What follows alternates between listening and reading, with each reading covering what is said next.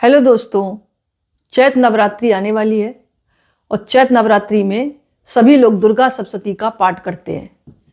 तो आज मैं आपको बताऊंगी दुर्गा सप्तशती के प्रत्येक अध्याय को पढ़ने से अलग अलग क्या फल मिलता है।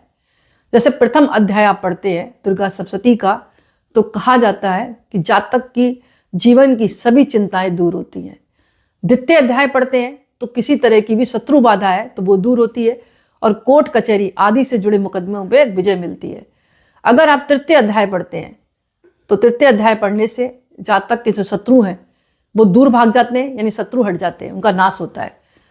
चतुर्थ अध्याय पढ़ने से माँ जगदम्बा के दर्शन का सौभाग्य प्राप्त होता है। पंचम अध्याय पढ़ने से कहा जाता है कि माँ की भक्ति, शक्ति एवं देवी का दर्शन का आशीर्वाद प्राप्त होता है। षष्ठम अध्याय पढ़ने से दुख, दरिद्र, भय आदि दूर होता है। सप्तम अध्याय पढ़ने से सभी मनोकामनाएं पूर्ण होती हैं।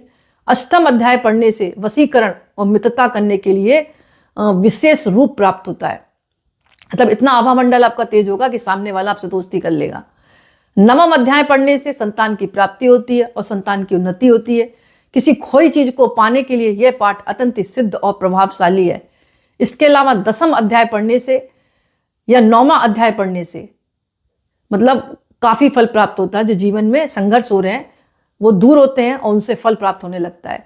इसी प्रकार एकादश अध्याय पढ़ने से और 10वां अध्याय पढ़ने से भौतिक सुख सुविधाएं मिलती है और जीवन में जो भी कुछ आपको पाने की चाह है वो जरूर मिलेगी।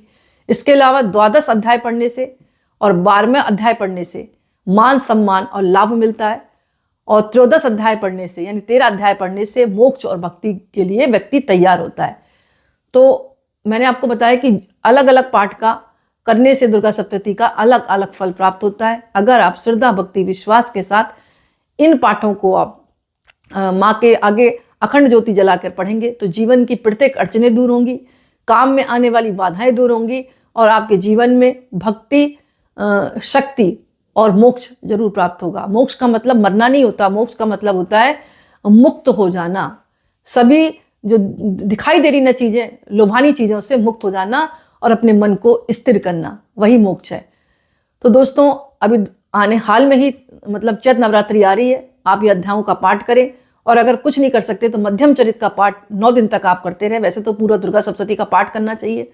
अगर किसी कारण आप नहीं कर पा रहे हैं तो मध्यम चरित पढ़ें और माता का सिद्ध कुंज का स्रोत पढ़ें और प्रतिदिन देवी जी के मंत्रों का जाप करें, दुर्गा चालीसा पढ़ें और सुबह शाम उनकी आरती करें। आपके जीवन में खुशहाली आएगी, समृद्धि आएगी और मन स्थिर रहेगा और मन में शांति बनी रहेगी। करके देखें।